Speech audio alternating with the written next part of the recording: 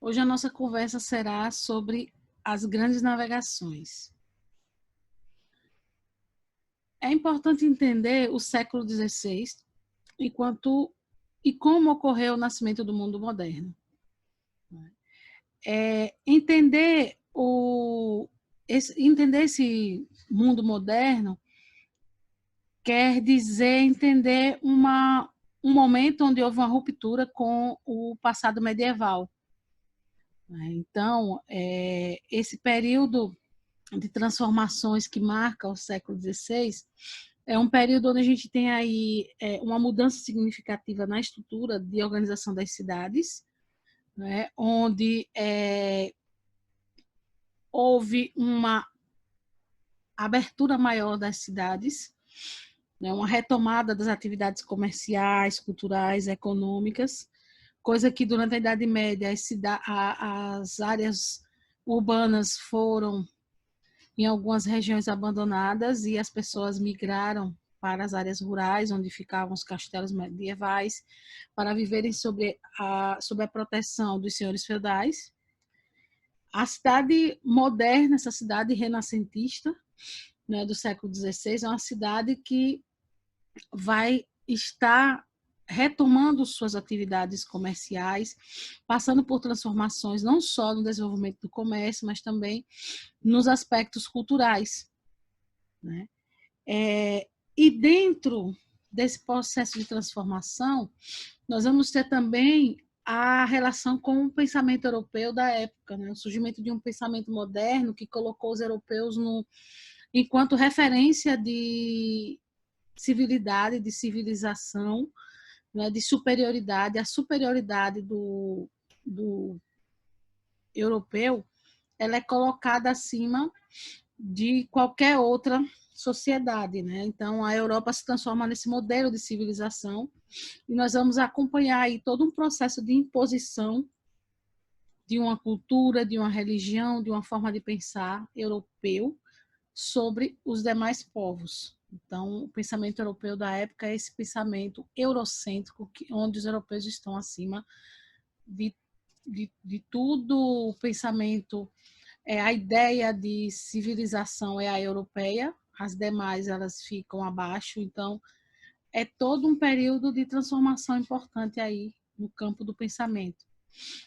E o que foram essas grandes navegações? Quando a gente fala do movimento das grandes navegações, nós estamos falando de um movimento importantíssimo na história europeia, na história do mundo ocidental, porque é quando você tem a Europa entra em contato com vários outros povos, né? Então a gente vai ter isso muito, muito presente aí.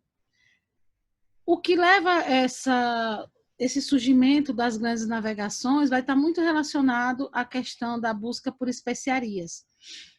Antes, as especiarias eram comercializadas única e exclusivamente através das caravanas que viajavam durante muito tempo, o que tornava as viagens longas e o custo das especiarias muito alto.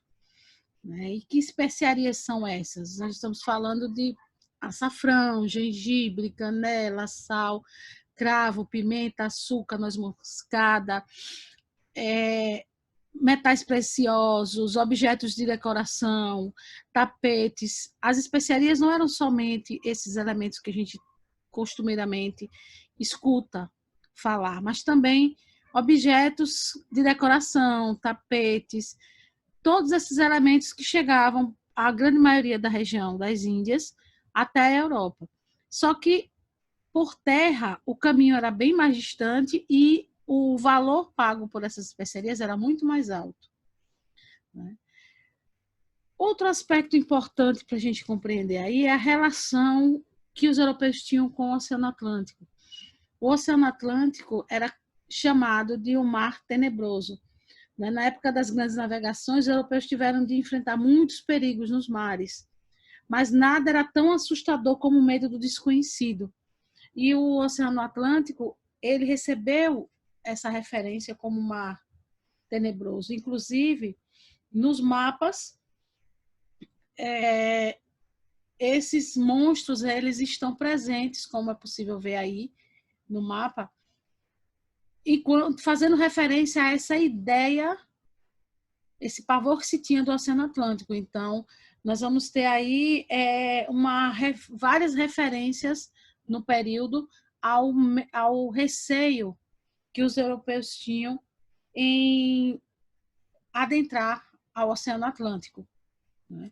Então, o medo do mar era uma constante, né? Aqui vocês têm uma outra referência, uma outra imagem que mostra os vários monstros que eram desenhados, eram referenciados nos mapas, né, que habitavam o Oceano Atlântico. Então, o medo, né, do mar era uma constante na Europa durante esse período, né? E esse medo do mar vai alimentar aí o surgimento de diversas lendas, diversas histórias que vão povoar aí o imaginário europeu.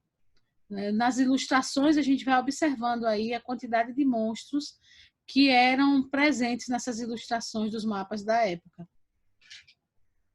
Outra referência também, a crença que se tinha de que a Terra era plana. Aqui a gente tem uma imagem que representa muito bem aí essa crença, né, essa ideia que era algo muito presente na Europa da época. E sempre os monstros enquanto elementos que alimentavam esse imaginário europeu. As grandes navegações foi um importante movimento que vai acontecer na Europa, principalmente tendo como pioneirismo aí de portugueses e espanhóis entre os séculos XV e XVI. O objetivo dessas viagens marítimas era a busca por especiarias, metais preciosos e novos territórios. Então, encontrar um caminho marítimo para a região das Índias era o grande objetivo que levaria tanto portugueses quanto espanhóis a dominarem espaços produtores aí de especiarias. Aqui nós temos algumas das rotas, né, das navegações, onde os europeus eles tinham um desenvolvimento tecnológico para a época que permitia aí a realização das grandes viagens marítimas. Aqui nós temos as várias rotas que foram feitas durante essas viagens, né? As caravelas, que vão ser as embarcações importantes aí produzidas, né, pelos portugueses e espanhóis, que vão facilitar todo esse desenvolvimento aí dessas navegações, e os instrumentos de navegação, que vão ser extremamente importantes, né? A bússola, o astrolábio, o quadrante, a balestilha, o mapa, né? É o período em que a gente vai ter aí um forte desenvolvimento da cartografia. A caravela, que era a embarcação, a nau, que também era outro navio utilizado nessas viagens marítimas, né? E a gente vai ter aí, durante o século XV, essa formação aí dos estados modernos que também vão contribuir para o desenvolvimento dessas grandes navegações. Nós estamos falando aí no desenvolvimento das cidades, né, com a prática do comércio e surgimento dos burgueses, né, que vão ter como grandes desafios aí vender seus produtos, enfrentar estradas com problemas, além das vários tipos de moedas, o que vai fazer com que os reis, durante esse período, passem a financiar a construção de novas estradas e padronizem as moedas, o que vai fazer com que eles conquistem aí a simpatia e o apoio dos comerciantes, né, desses burgueses. E com isso nós vamos ter o quê? Um período onde o poder do rei vai crescer de forma significativa. Nós vamos viver aí uma época, essa época que eu estou trabalhando com vocês aí, a época onde você tem todo um processo de centralização do poder nas mãos do rei, né? Os reinos eles vão se transformar em estados, né? E o elemento extremamente importante nesse processo é que essa centralização do poder vai fazer com que os reinos, logo depois que se transformem em estados, eles busquem novos territórios e riquezas, a conquista desses novos territórios e riquezas, né? Então, esse crescimento, essa centralização do poder vai fazer com que os reis invistam nessas conquistas de novos territórios, né? Isso vai ser importante durante esse desenvolvimento dessas grandes navegações. Um outro aspecto importante é a formação do Estado moderno português, né? A fundação de Portugal, né? Que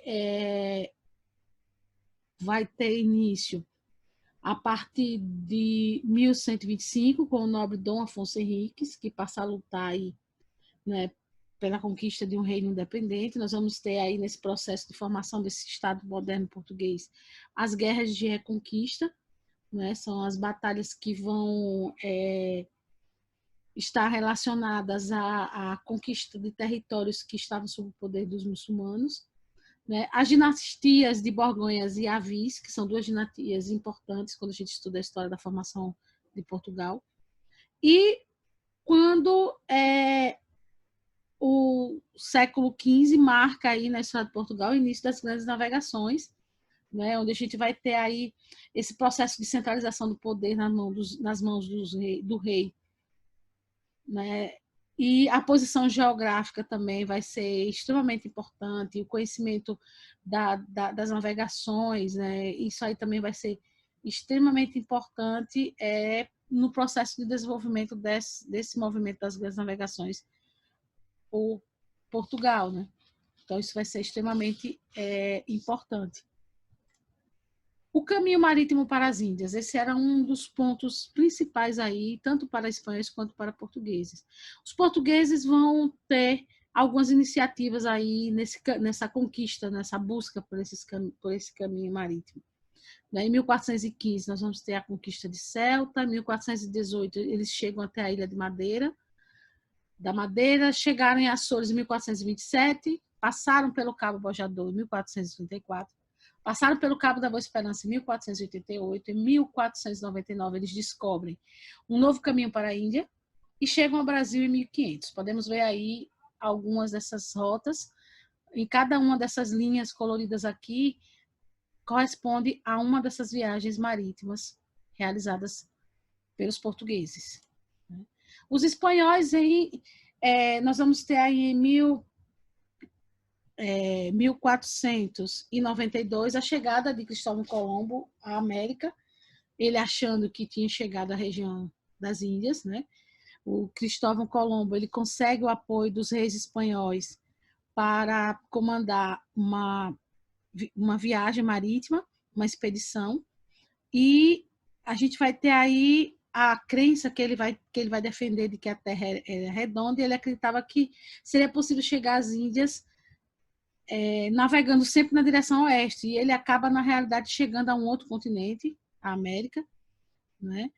E ele vai desembarcar na América achando realmente que chegou às terras a se tratar das Índias, né? Ele, na verdade, estava equivocado, pois na realidade ele havia chegado a um continente até então desconhecido dos europeus, que mais tarde vai ser chamado de América, né?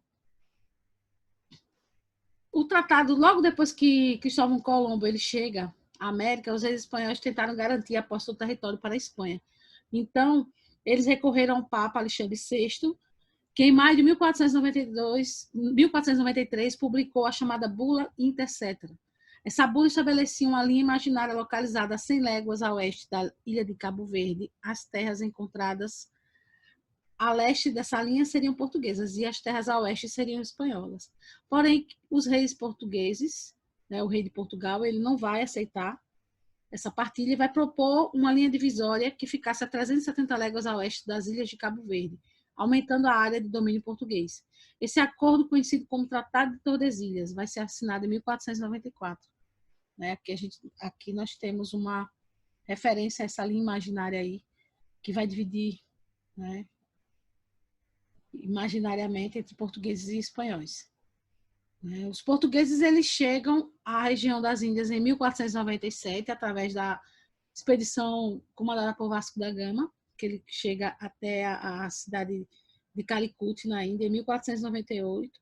Lá eles começam a negociar com os indianos, né, especiarias e artigos de luxo, né, e vão ser extremamente louvados ao chegar em sua terra natal. Em 1500, Pedro Álvares Cabral comanda uma expedição que chega ao Brasil, né, confirmando aí terras, né, estabelecendo essas terras sob domínio português. Então é isso, a nossa conversa de hoje foi sobre as grandes navegações. É importante lembrar que é um conteúdo extremamente fundamental para compreendermos até a nossa própria história do Brasil, né, que é parte de todo esse período histórico importante. E qualquer dúvida, entre em contato e até a nossa próxima conversa.